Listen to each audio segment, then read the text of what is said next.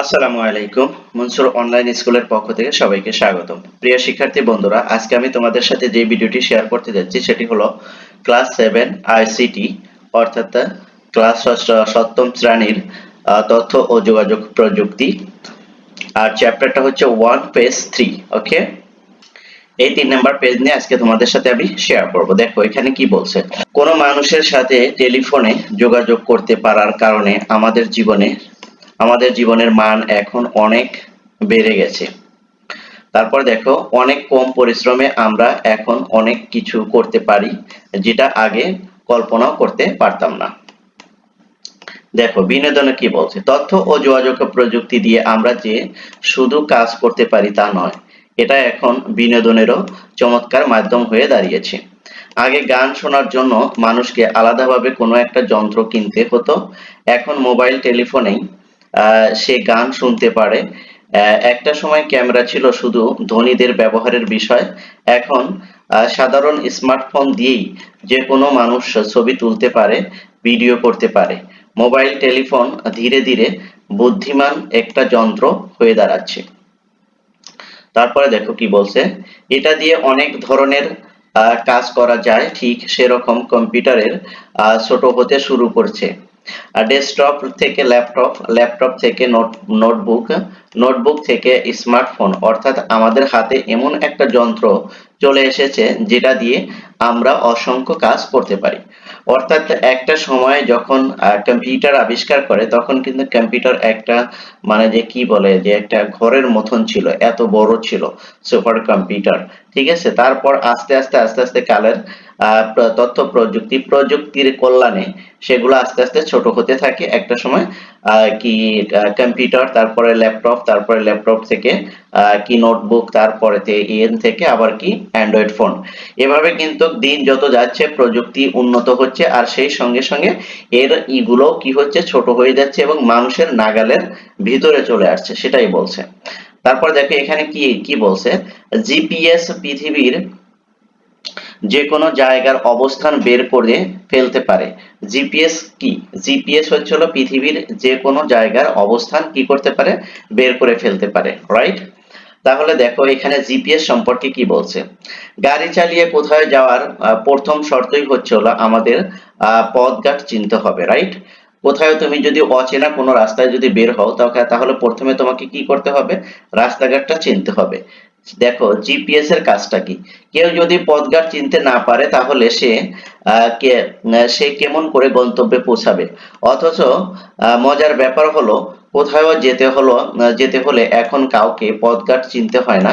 পৃথিবীটাকে ঘিরে অনেক উপগ্রহ ঘুরছে, তারা পৃথিবীর সংকেত পাঠায়। সেই সংকেতকে বিশ্লেষণ করে যে কোনো মানুষ বুঝে ফেলতে পারে সে কোথায় আছে। তার সাথে একটা জায়গা ম্যাপকে জুড়ে দিতে পারলে একজন মানুষ যে কোনো জায়গা চলে যেতে পারবে। আজকাল নতুন সব গাড়িতেই জিপিএস লাগিয়ে দেওয়া হয়, অর্থাৎ নতুন যে গাড়িগুলো এখন আসছে সেগুলো সবগুলোই কিন্তু জিপিএস দিয়ে দেওয়া হচ্ছে।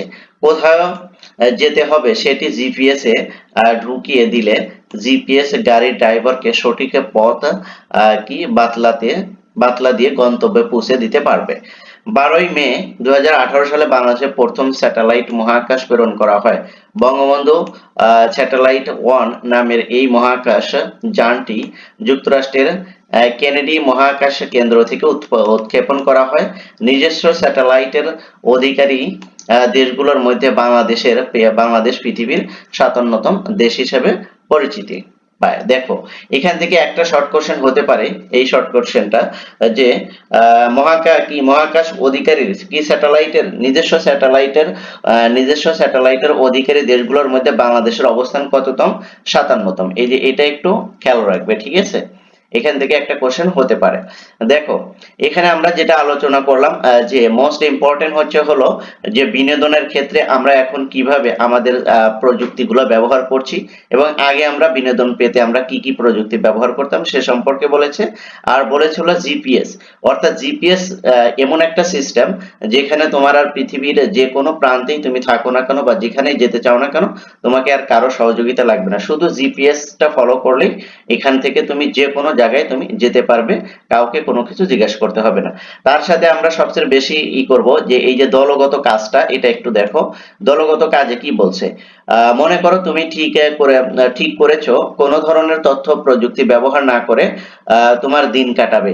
সারা দিনে কোন কাজগুলো তুমি করতে পারবে না তার একটা তালিকা করো। দেখো এখানে বলছে যে দলগতভাবে তোমরা একটা কাজ করবে, সেটা কি কাজ করবে, যে মনে করো তুমি একটা ডিসাইড করেছো যে তথ্য প্রযুক্তি ব্যবহার না করে তুমি দিন কাটাবে, তাহলে সারা দিনে কোন কাজগুলো তুমি করতে পারবে না সেগুলোর একটা তালিকা করো। দেখো তথ্য প্রযুক্তির এমন একটা মানে যে শক্তি এখন তৈরি করে নিয়েছে বর্তমান বিশ্বে, যে তথ্য প্রযুক্তি ছাড়া তুমি আর দিনকাল কাটাতে পারবে না, বা তুমি একা চলতে পারবে না তথ্য প্রযুক্তি ছাড়া। তারপরে এখানে বলছে যে তুমি যদি ইচ্ছা করো যে হ্যাঁ তথ্য প্রযুক্তি ছাড়া আমি চলবো, এবং তুমি চলার পথে তুমি কোন কোন কাজগুলো করতে পারবে না তার একটা লিস্ট তুমি এখানে তৈরি করবে। কিভাবে লিস্ট তৈরি করবে, দেখো যে মনে করো যে তুমি যদি গান শুনতে চাও, তাহলে তোমাকে তথ্য প্রযুক্তি ব্যবহার করতে হবে। এখানে তুমি তথ্য প্রযুক্তি ছাড়া তুমি চলতে পারবে না। তারপরে তুমি যদি কোথাও যাও বা কি কোনো লোকেশন সার্চ করো, তাহলে সেখানেও কিন্তু তোমাকে তথ্য প্রযুক্তি ব্যবহার করতে হবে, তাছাড়া তুমি পারবে না। তারপরে তুমি যদি কি ইন্টারন্যাশনাল অল্ট ওয়েট কানেক্টেড হতে চাও, সেক্ষেত্রেও কিন্তু তোমাকে ইন্টারনেট ব্যবহার করতে হবে, তথ্য প্রযুক্তি ব্যবহার করতে হবে। শুধু তাই নয়, কি তোমার পড়ালেখা এবং তোমার কি কমিউনিকেশন সব ক্ষেত্রেই কিন্তু তোমাকে তথ্য প্রযুক্তির ব্যবহার করতে হবে। এগুলো ছাড়া কিন্তু তুমি তথ্য প্রযুক্তি কি লাইফ লিড করতে পারবে না। যেমন এই যে এখানে দেখো নতুন শিখলাম desktop, laptop, notebook, smartphone, GPS এবং বঙ্গবন্ধু স্যাটেলাইট। আমরা এখানে কি কি শিখলাম, এগুলো কিন্তু এখান থেকে শিখে নিলাম। ডেস্কটপ সম্পর্কে জানলাম, ল্যাপটপ সম্পর্কে জানলাম, নোটবুক সম্পর্কে জানলাম, স্মার্টফোন সম্পর্কে জানলাম, জিপিএস এ সম্পর্কে জানলাম, এবং বঙ্গবন্ধু স্যাটেলাইট যেটা আমাদের নতুন ভাবে কি করেছে, উৎক্ষেপণ করেছে, এবং আমরা 57তম দেশ হিসেবে নিজস্ব স্যাটেলাইটের অধিকারী দেশ হিসেবে পরিচিতি পেয়েছি, রাইট।